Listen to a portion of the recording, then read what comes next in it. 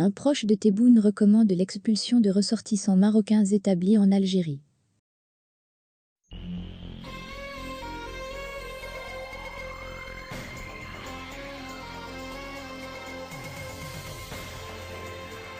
Un proche conseiller d'Abdelmadjid Tebboune a officiellement et publiquement suggéré que l'Algérie pourrait prochainement recourir à l'expulsion de ressortissants marocains établis en Algérie. Cette déclaration a été effectivement faite par l'expert en géopolitique, Arslan Chikaoui. Il s'agit de l'un des proches d'Abdelmadjid Tebboune, l'actuel locataire du palais présidentiel d'El Mouradia. Ce lundi 27 septembre, Arslan Chikaoui a clairement affirmé dans les colonnes du quotidien francophone Liberté que l'Algérie met en application de manière graduelle les mesures liées à la mise en œuvre de la déclaration de rupture des relations diplomatiques avec le Maroc, et cela se fait au fur et à mesure de l'attitude que notre adversaire adoptera. La persistance du Maroc à avoir des agissements hostiles fera de sorte que l'Algérie remarquera avec une mesure supplémentaire, bien entendu, dans le respect de la Convention de Vienne et des us et coutumes en la matière, a souligné encore Arslan Chikaoui, d'après lequel, si le Maroc continue dans sa démarche d'hostilité sous toutes ses formes, l'Algérie passera incontestablement à d'autres étapes matérialisées dans le temps, avec la fermeture de l'espace maritime, l'instauration de visas de circulation et à terme, si nécessaire, l'expulsion de ressortissants établis en Algérie.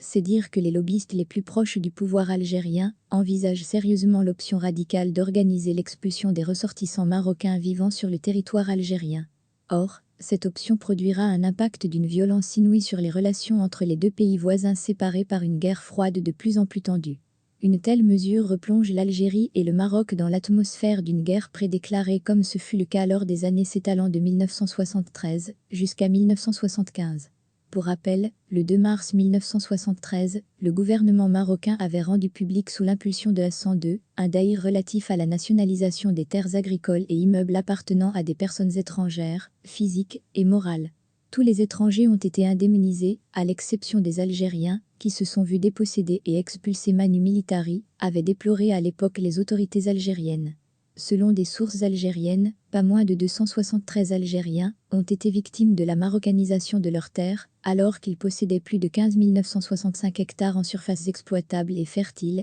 qui leur ont été carrément pris. Le 18 décembre 1975, l'Algérie riposte en procédant par le président algérien Houari Boumedienne à l'expulsion en 48 heures des dizaines de milliers de Marocains résidant en Algérie. Jusqu'à aujourd'hui, cet épisode sinistre est vécu comme une blessure profonde par les populations de deux pays, qui demeurent traumatisées par les conséquences fâcheuses et pertes humaines des tensions politiques entre les deux régimes. Arslan Chikaoui a estimé dans son intervention dans les colonnes de Liberté qu'au stade actuel, nous sommes face à ce qui est dénommé un conflit de faible intensité, low intensity conflict. Son évolution en conflit de forte intensité, high intensity conflict, dépendra de l'attitude du Maroc, allié, convient-il de le rappeler, d'Israël et de la France, mais aussi en fonction de l'attitude d'autres acteurs extérieurs à la région, comme la Turquie, l'UAE, le Qatar, la Chine, la Russie, les USA, la Grande-Bretagne, ou encore l'UE, qui s'affrontent pour des enjeux aussi bien politiques que géoéconomiques, a décrété en dernier lieu, ce proche d'Abdelmadjid Tebboune, dont les propos controversés ne manqueront pas d'aggraver les tensions entre les deux plus importants pays du Maghreb.